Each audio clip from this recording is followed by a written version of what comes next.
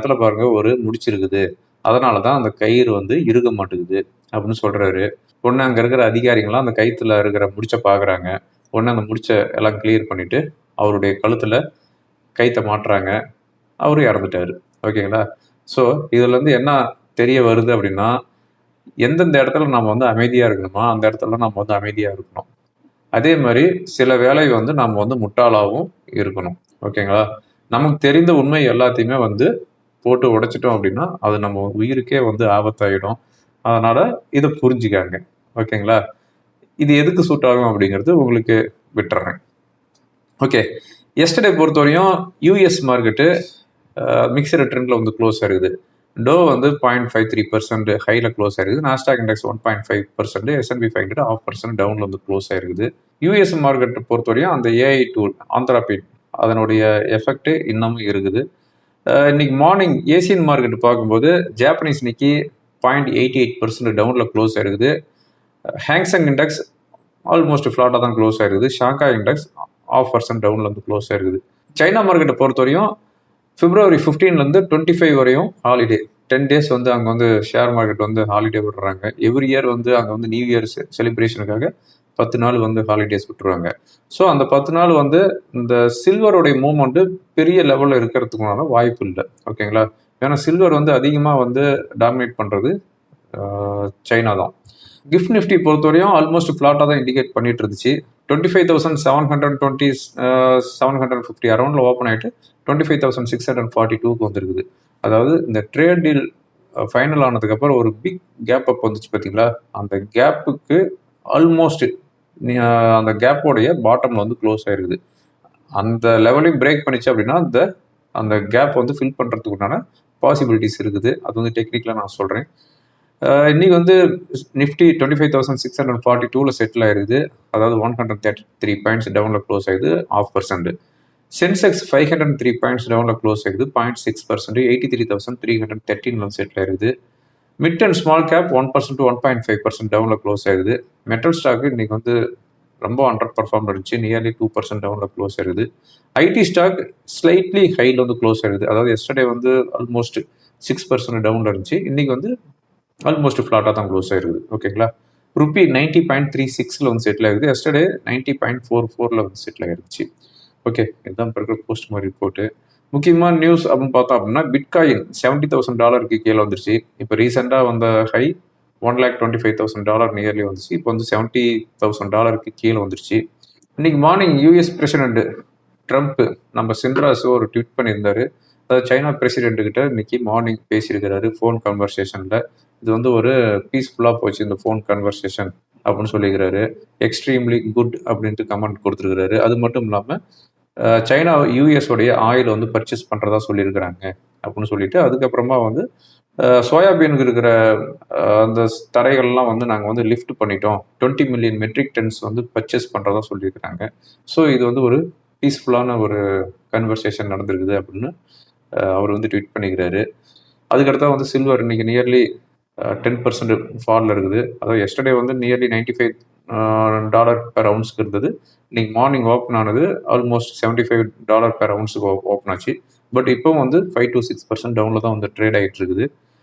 But சில்வரை பொறுத்தவரையும் எல்லாமே வந்து ஃபோர்காஸ்ட் என்ன கொடுத்துருக்குறாங்க அப்படின்னு பார்த்தோம் அப்படின்னா கோல்டுமேன் ஷேர்ஸ் இந்த 2026ல் $85 $110 இருக்கும் சொல்லிக்கிறாங்க. சிட்டி குரூப் $110 சொல்லிக்கிறாங்க. யூபிஎஸ் $85 இருக்கும் அப்படின்னு சொல்லிக்கிறாங்க. பேங்க் ஆஃப் அமெரிக்கா $65 இருக்கும் அப்படின்னு சொல்லிக்கிறாங்க. ஜேபி மோர்கன் $50 இருக்கும் அப்படின்னு சொல்லிக்கிறாங்க. ஸோ யாருமே வந்து $110 மேலே போகும் அப்படின்னு சொல்லவே கிடையாது. இப்போ ரீசெண்டாக சில்வர் $117 $120 வந்துச்சு பெர் அவுன்ஸு. ஆனால் யாருமே வந்து $110 மேலே போகும் அப்படின்னு ஃபோர்காஸ்ட் கொடுக்க கிடையாது. ஓகேங்களா? ரைட், இதுதான் இப்போ இருக்கிற முக்கியமான நியூஸு. இந்த வீடியோ ரெக்கார்ட் பண்ணிட்டு இருக்கும்போது யூஎஸ் மார்க்கெட்டு 150 பாயிண்ட்ஸ் டவுனில் ட்ரேட் ஆகிட்டு இருக்குது. இப்போ இருக்கிற முக்கியமான ஈவெண்ட் அப்படின்னு பார்த்தோம் அப்படின்னா இன்னைக்கு evening 5:30 PM bank of இங்கிலாண்டோடைய interest rate decision வந்து 3.75% வந்து மெயின்டைன் பண்ணிட்டு இருக்காங்க. எந்த ஒரு சேஞ்சஸும் பண்ண கிடையாது. 6:45 PM யூரோப்பியன் சென்ட்ரல் பேங்கோடைய இன்ட்ரெஸ்ட் ரேட் டிசிஷன் இருக்குது. ப்ரீவியஸாக இருக்கிற இன்ட்ரெஸ்ட் ரேட் 2.15% அதே தான் மெயின்டைன் பண்ணுவாங்க அப்படின்ட்டு இருக்குது. ஓகேங்களா? இந்த வீடியோ ரெக்கார்ட் பண்ணிட்டு இருக்கிறது 6:40 ரெக்கார்ட் பண்ணிட்டு இருக்கிறேன். இன்னும் 5 மினிட்ஸில் என்னுடைய இன்ட்ரெஸ்ட் ரேட் டிசிஷன் வரப்போகுது. ஓகே, அதுக்கடுத்ததான் முக்கியமான ஈவெண்ட் அப்படின்னு பார்த்தோம் அப்படின்னா, நாளைக்கு morning 10 o'clock reserve bank of இந்தியாவுடைய இன்ட்ரெஸ்ட் ரேட் டிசிஷன் இருக்குது. ப்ரீவியஸாக இருக்கிற இன்ட்ரெஸ்ட் ரேட் 5.25%.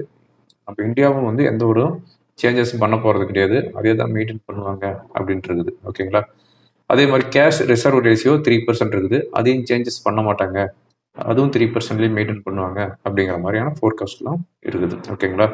அதுக்கப்புறமா வந்து 11:30 இல்லை 12 o'clock அரௌண்ட் நம்ம reserve bank governor some press conference கொடுப்பாரு. அவருடைய ஃபோர்காஸ்ட் என்ன ஆகும் அப்படிங்கிறத நம்ம வந்து ஃபோக்கஸ் பண்ணணும். ஓகே, இப்போ ஓவரால் நம்ம மார்க்கெட் எப்படி இருக்குது அப்படின்னு பார்க்கறதுக்கு முன்னாடி எஃப்ஐஸ் என்ன பண்ணிக்கிறாங்க இந்த லாஸ்ட் 3 டேஸாக அப்படின்னு பார்த்தோம் அப்படின்னா, February 2 அன்னைக்கு 12% இண்டெக்ஸ் ஃபியூச்சரில் லாங்கில் இருக்கிறாங்க. 12% லாங் அப்படின்னா 88% ஷார்ட்டில் இருந்தாங்க. February 3 அன்னைக்கு 17% லாங்க்கு வந்துட்டாங்க, அதாவது 5% ஷார்ட் கவரிங் வந்துட்டாங்க. So 17% long, 83% short. February 4 அன்னைக்கு 19% லாங் வந்துட்டாங்க, அதாவது எஸ்டர்டே 19% லாங் வந்துட்டாங்க, 81% ஷார்ட்ல இருந்தாங்க. இன்னைக்கு வந்து 150 பாயிண்ட்ஸ் டவுன்ல க்ளோஸ் ஆயிருது. ஸோ இன்னைக்கு அவங்க பொசிஷன் என்ன அப்படிங்கிறத ஃபோக்கஸ் பண்ணுவோம். அது மட்டும் இல்லாமல் எஃப்ஐஸ் இந்த 2 நாளைக்கு முன்னாடி, அதாவது டியூஸ்டே ஐ திங்க் 5236 கோடிக்கு வந்து பை பண்ணியிருந்தாங்க. எஸ்டர்டே 30 கோடி தான் பை பண்ணிக்கிறாங்க. ஓகேங்களா? கழுத்தை தேர்ஞ்சி கட்டெரும்பான கணக்கா கழுதை ஒரே நாளில் தேர்ஞ்சி அடுத்த நாள் வந்து கட்டெரும்பு ஆயிடுச்சுன்னு வச்சுக்கோங்களேன். இன்னைக்கு மோஸ்ட்லி வந்து செல்லிங்கில் வந்துட்டு பாருங்கன்னு நினைக்கிறேன். இந்த அப்டேட் ஆயிடுச்சுன்னு ஒருத்தர் செக் பண்ணிக்கிறேன். 6:45 ஆயிடுச்சு FIIs data. Yes, 5th February update ஆயிடுச்சு. எஃப்ஐஸ் 2150 கோடிக்கு வந்து செல் பண்ணிக்கிறாங்க. டொமஸ்டிக் 1130 கோடிக்கு வந்து பை பண்ணிக்கிறாங்க. ஸோ கழுதை தேர்ச்சி கட்டெரும்பாயிடுச்சு. ஓகேங்களா? ஓகே, இப்போ ஓவரால் நம்ம மார்க்கெட் எப்படி இருக்குது அப்படின்னு பார்த்தோம் அப்படின்னா, இந்த ட்ரேட் டீல் முடிஞ்சதுக்கு அப்புறம் ஒரு பிக் கேப் அப்பில் ஓப்பன் ஆச்சு. அன்னைக்கு வந்த லோ 25,640 அந்த லெவலை வெனஸ்டே பிரேக் பண்ணிச்சு.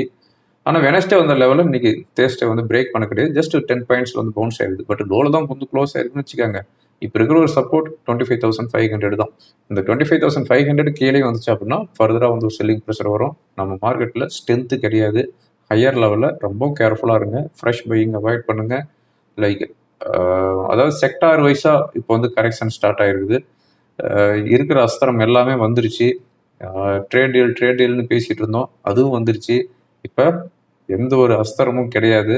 இப்போ மார்க்கெட் இறங்குது அப்படின்னா அதுக்கு நம்ம எல்லாமே, நான் மட்டும் இல்லை, எல்லா சோசியல் மீடியாவில் வர்ற எல்லாமே வந்து என்ன சொல்ல போகிறாங்க, எஸ்டிடி வந்து இன்க்ரீஸ் பண்ணதுனால மார்க்கெட் இறங்குது அப்படின்ட்டு அந்த பல்லவியை மறுபடியும் எடுத்துக்குவாங்க.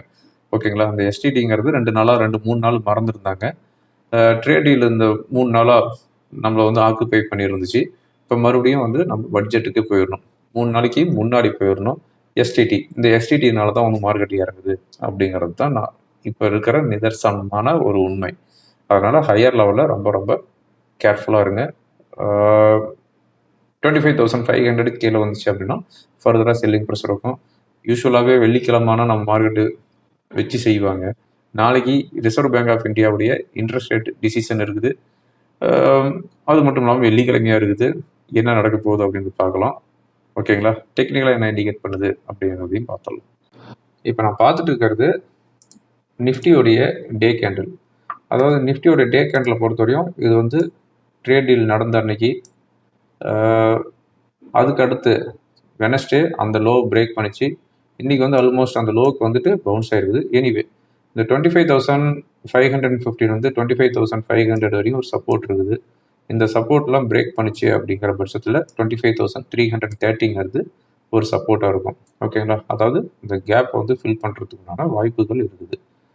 நெக்ஸ்ட் 150 பாயிண்ட்ஸ் வந்து 200 பாயிண்ட்ஸ் வந்து இறங்குறதுக்குண்டான வாய்ப்பு இருக்குது. 25,550 கீழே சஸ்டெயின் ஆகிட்டு இருந்துச்சு அப்படிங்கிற பட்சத்தில்.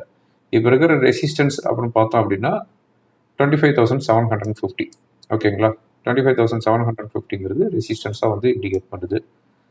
பேங்க் நிஃப்டியை பொறுத்தவரையும் இன்றைக்கி வந்து 60,063 வந்து செட்டில் ஆகிருக்குது. இப்போ சப்போர்ட் அப்படின்னு பார்த்தோம் அப்படின்னா 59,900 to 59,800 கீழே இருந்துச்சு அப்படின்னா ஒரு செல்லிங் ப்ரெஷர் எக்ஸ்பெக்ட் பண்ணலாம். ரெசிஸ்டன்ஸ் அப்படின்னு பார்க்கும்போது 60,200லேருந்து 300ங்கிறது ரெசிஸ்டன்ஸாக இருக்கும். ஓகேங்களா? ஓகே ஃப்ரெண்ட்ஸ், இந்த வீடியோ உங்களுக்கு ரொம்ப யூஸ்ஃபுல்லாக இருக்குன்னு நினைக்கிறேன். யூஸ்ஃபுல்லாக இருந்துச்சு அப்படின்னா ஃப்ரெண்டுங்களுக்கு ஃபார்வர்ட் பண்ணுங்கள். தேங்க்யூ ஃபார் வாட்சிங். வாழ்க வளமுடன்.